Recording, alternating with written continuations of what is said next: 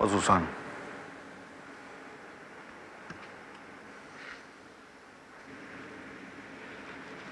Olen Aki Kaurismäki. Suomesta on 11 huonoa elokuvaa ja kaikki se on sinun syytäsi.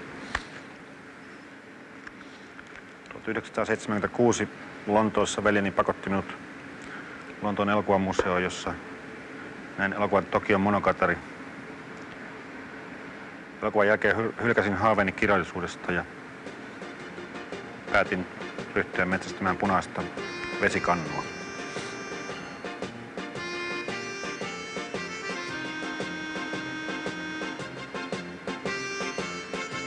Eniten minua, joka olen kasvanut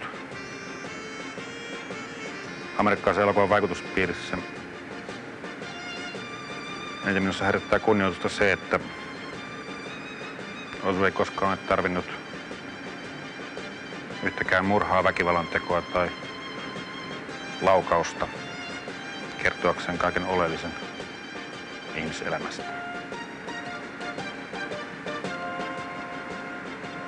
Olen tehnyt 11 huonoa elokuvaa tähän asti ja päätin tehdä vielä 30,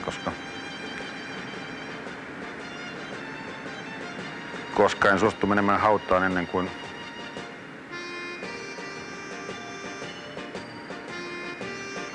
olen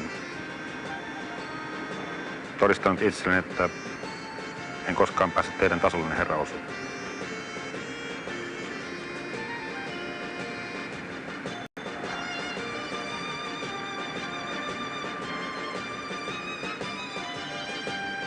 Haluaisin ehdottaa kuvauksen paikasta tätä vanhaa tehdashallia, koska olen taipuvainen menneisyyteen päin, enkä suinkaan eteenpäin pyrkivä ja tulevaisuuteen tai tekniikkaan luottamuksella suhtautuva ihminen.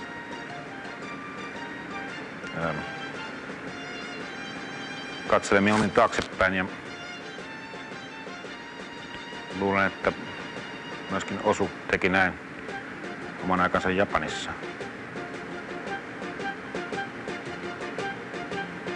Hautakiveni aion kaiveruttaa sanat synnyin, mutta.